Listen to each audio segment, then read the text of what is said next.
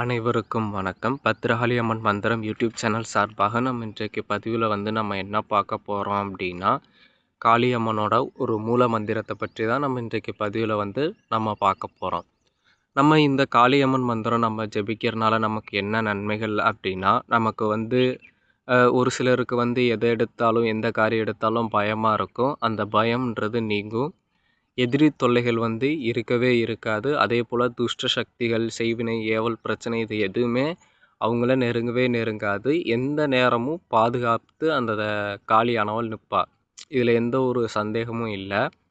ஆனால் நம்ம இந்த மந்திரம் சித்தி பண்ணுறதுக்கு முன்னாடி கண்டிப்பாக நம்ம விநாயகர் சித்தி எடுத்திருக்கணும். குருவோட அனுகிரகம் இருக்கணும். அதன் பிறகு ஒரு சில பல ரீதிகள் தெரிஞ்சிருக்கணும். அந்த ரீதிகள் நான் உங்களுக்கு சொல்கிறேன்.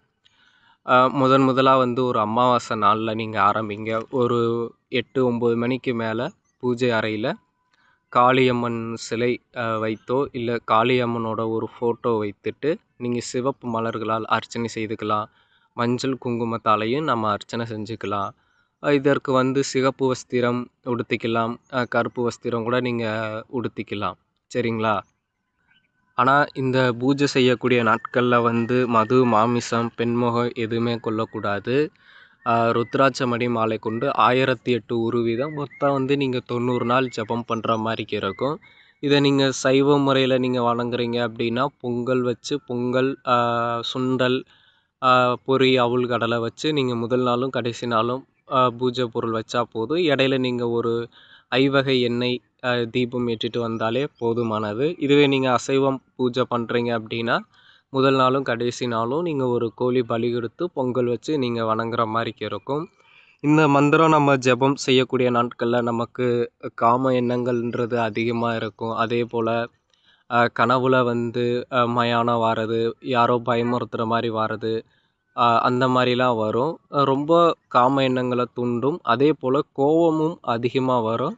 அதை எப்படி நம்ம கட்டுப்படுத்தணும் அப்படின்னா, காலையிலையும் மாலையிலையும் குளித்து முடிச்சுட்டு சுத்தமாக இருந்துட்டு ஓம்கார தியானமோ அல்லது பஞ்சாட்சர மந்திரத்தையோ நீங்கள் ஜெபம் பண்ணிங்கன்னா அந்த காம எண்ணங்களோ அந்த கோபங்களோ நமக்கு நீங்கிடும்.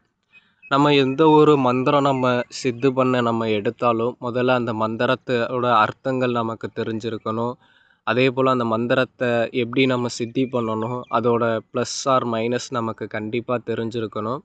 இந்த மந்திரத்தில் இருக்கக்கூடிய ஒரு பலன்கள் என்ன அப்படின்னா, காளியானவள் எப்பொழுதும் தான் பக்தனை பாதுகாப்பா. இந்த இதில் இருக்கும்போது எந்த ஒரு பெண்களுக்கோ இல்லை எந்த ஒரு கெட்ட காரியங்களோ நீங்கள் ஈடுபடாமல் இருக்கக்கூடிய பட்சத்தில் மந்திரமானது எளிமையாக சித்தி ஆகிடும். அதே போல் சிவன் ஆலயத்தில் போய் தியானம் பண்ணுறது, குழந்தைகளுக்கு அல்லது வயதில் முதியவர்களுக்கு நீங்கள் உணவு வாங்கி கொடுக்கறது, இந்த மாதிரி நீங்கள் நல்ல விஷயங்கள் பண்ணும்போது மந்திரத்தோட பலன் மிக விரைவில் கிடைக்கும். சரிங்களா? இதோட மந்திரம் ஓம் காளி, ஓங்கார காளி, ஓம் மாகாளி, ஐயும் கிளியும் மவ்வும் சவ்வும் நசி நசி என் மனதில் வீர தீரம் ஏற்பட அருள்வாய், என் எதிரிகள் நசி நசி மசி மசி ஸ்வாக. இதுதான் இந்த காளியம்மனோட ஒரு மூல மந்திரம். இந்த மந்திரத்தை நான் கண்டிப்பாக எழுத்து வடிவில் தாரேன். இந்த மந்திரத்துக்கு நல்லா மனதில் எண்ணிட்டு நீங்கள் 1008 உருவீதம் 90 நாள் ஜபம் பண்ணக்கூடிய இதில் காளியானவள் கனவில் தரிசனம் கொடுப்பா. கருப்பு ரூபங்கள் வர்றது, அதே போல் ஒரு பெண் உங்களை அழைச்சிட்டு போகிற மாதிரி வர்றது, இந்த மாதிரிலாம் மாற்றங்கள் ஏற்படும். அதே போல் இதில் வேறு எதுவும் உங்களுக்கு சந்தேகம் இருந்தாலும் நீங்கள் எனக்கு வாட்ஸ்அப்லேயோ இல்லை கால் பண்ணுங்கள். நான் உங்களுக்கு கண்டிப்பாக இதோட ரீதிகள் நான் உங்களுக்கு சொல்லித்தரேன். சரிங்களா? நன்றி, வணக்கம்.